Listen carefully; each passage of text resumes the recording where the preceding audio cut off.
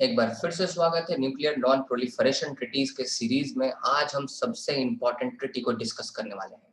जैसा कि मैंने आपको बताया कि सॉल्ट 1 और सॉल्ट 2 जो थे वह टॉक्स थे, बायलैटरल टॉक्स, बातचीत के दौर थे, बातचीत के सिलसिले थे। लेकिन जो स्टार्ट है, स्टार्ट 1 एक ट्रीटी है, स्ट्रेटेजिक आर्म्स रिडक्शन ट्रीटी, जिसमें जो आपके स्ट्रेटेजिक ऑफेंसिव आर्म्स है उसको खत्म करने के लिए दोनों जो कंट्रीज हैं, यूएसए और यूएसएसआर, दोनों काफी जद्दोजहद करेंगे। इससे पहले हमने जितने भी ट्रीटीज को डिस्कस किया, हमने पीटीबीटी 1963 या एनपीटी 1968, या फिर उसके बाद हमने सॉल्ट 1 के बारे में डिस्कस किया 1972, फिर उसके बाद हमने डिस्कस किया टीटीबीटी 1974, या फिर पीनेट के बारे में डिस्कस किया 1976, या फिर सॉल्ट 2 के बारे में डिस्कस किया हमने, जो कि आपका 1979 तक ये दौर चला। सब में अगर हम देखें तो जो स्टार्ट 1 है, that is the most important treaty which was signed ever between the two rivals of the cold war, that is US and USSR.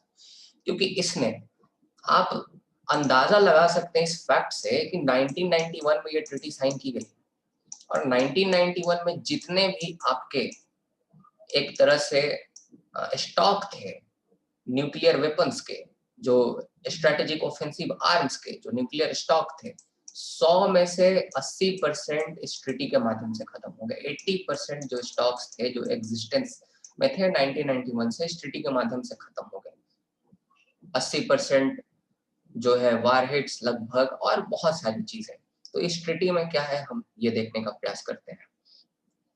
फिर से बायलैटरल ट्रीटी है जो कि यूएसए और यूएसएसआर के बीच में साइन हुई है। इस ट्रीटी के बाद हम यूएसएसआर का नाम नहीं लेंगे, हम रसिया का नाम लेंगे, क्योंकि इस ट्रीटी के साइन करने के महज 5 महीने के बाद यूएसएसआर का डिसइंटीग्रेशन हो गया था, डिसइंटीग्रेट कर गया था यूएसएसआर, और 15 विभिन्न देशों में बंट गया था। Turkmenistan, Uzbekistan, Armenia, Georgia, Azerbaijan, Tajikistan, Kyrgyzstan, Kazakhstan, बहुत सारे, लटविया, एस्टोनिया, लिथुआनिया, यूक्रेन, बहुत सारे कंट्रीज। तो इसके बाद हम लोग रसिया शब्द का प्रयोग करेंगे जब हम लोग स्टार्ट 2 को देखेंगे, या बाकी भविष्य के जो ट्रीटीज आने वाले हैं।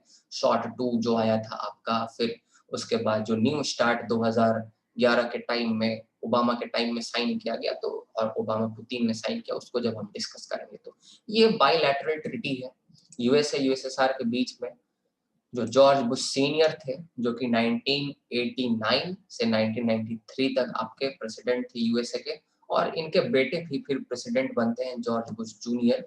और जॉर्ज बुश जूनियर के बाद फिर उसके बाद ओबामा बनेंगे। बीच में बिल क्लिंटन आते हैं, बिल क्लिंटन जो हिलरी क्लिंटन से संबंधित हैं, वो आते हैं आपका जॉर्ज बुश सीनियर के बाद में, ठीक है। वो 1993 से वे रहते हैं प्रेसिडेंट। तो उस समय गोर्बाचेव और जो जॉर्ज बुश सीनियर होते हैं, उनके बीच में ये स्टार्ट 1 जो होता है वो होता है आपका ट्रीटी जो है।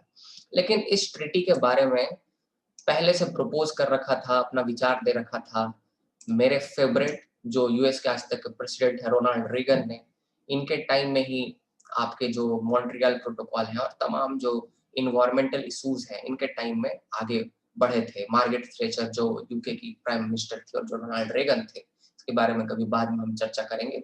तो इन्होंने प्रपोज किया था आपका, रोनाल्ड रेगन ने, प्रेसिडेंट जो थे, जो 1981 से 1989 तक प्रेसिडेंट रहे, और इनको और गोर्बाचेव को ही सबसे ज्यादा श्रेय मिलना चाहिए for the end of the cold war. तो इन्होंने प्रपोज किया था कि भाई हमें स्टार्ट ट्रीटी करनी चाहिए, और उससे हमें जो है अपने ऑफेंसिव जो आर्म्स है उसे कम करना चाहिए, ऑफेंसिव स्ट्रेटजिक ऑफेंसिव आर्म्स को।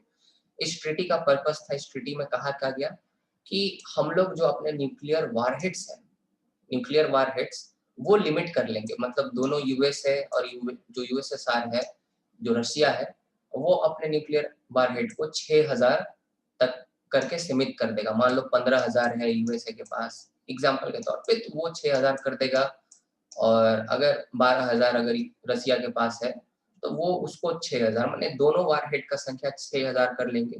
और जो आपका डिलीवरी व्हीकल्स होते हैं, जिसको स्ट्रेटेजिक न्यूक्लियर डिलीवरी व्हीकल्स कहा जाता है, जिसमें cruise missile, ballistic missile, strategic bombers आते हैं। इसके बारे में मैंने एक लेक्चर कॉन्सेप्ट पे बना रखा है, डिस्क्रिप्शन बॉक्स में लिंक है, या आई बटन पे क्लिक करके देख सकते हैं। तो जो डिलीवरी व्हीकल्स हैं इस तरह के, बैलिस्टिक मिसाइल हो गए, क्रूज मिसाइल्स हो गए, स्ट्रेटेजिक बॉम्बर्स हो गए, सबमरीन्स हो गए, ये हम लिमिट करके 1600 तक लेते आएंगे। तो डिलीवरी व्हीकल्स कितना करना था दोनों कंट्रीज को? 1600 तक। न्यूक्लियर वारहेड्स कितने रखने थे? 6000। और दोस्तों ये ट्रीटी काफी सफल रही। ये ट्रीटी को इफेक्ट में लाया गया 1994 में, ठीक है, और दोनों ने इस ट्रीटी के साथ अबाइड किया और दोनों ने ही जो अपने अपने ऑब्लिगेशंस थे फुलफिल किए और काफी हद तक ये सक्सेसफुल रहा, one of the most successful treaty. और 80% जैसा कि मैंने आपको बताया जितने भी एग्जिस्ट कर रहे थे स्ट्रेटेजिक न्यूक्लियर वेपन्स उसको समाप्त कर दिया गया, उसको एलिमिनेट कर दिया गया, जो कि 1991 में एग्जिस्ट कर रहे थे। ये 2001 की रिपोर्ट है और इसको 7 ईयर के विद इन इस टारगेट को अचीव करना था दोनों पार्टीज को। और आप जोड़िए 1994 से 7 ईयर 2001 होगा और 2001 तक सच में इन दोनों पार्टीज जो है इन्होंने अपना पॉलिटिकल विल दिखाया और इसके सफलता में बहुत बड़ा योगदान था रशिया और यूएसए दोनों का। तो ये बहुत ही इंपॉर्टेंट है आपके लिए, आपको ये याद रखना है। अगर आपको लेक्चर पसंद आया तो लाइक करें, शेयर भी करें और साथ ही साथ चैनल को सब्सक्राइब जरूर करें। और चाहे तो आप मुझे सपोर्ट भी कर सकते हैं। मेरे इंटरनेशनल रिलेशंस पे बहुत सारे लेक्चर्स हैं, आप चाहे उसको भी एक्सेस कर सकते हैं।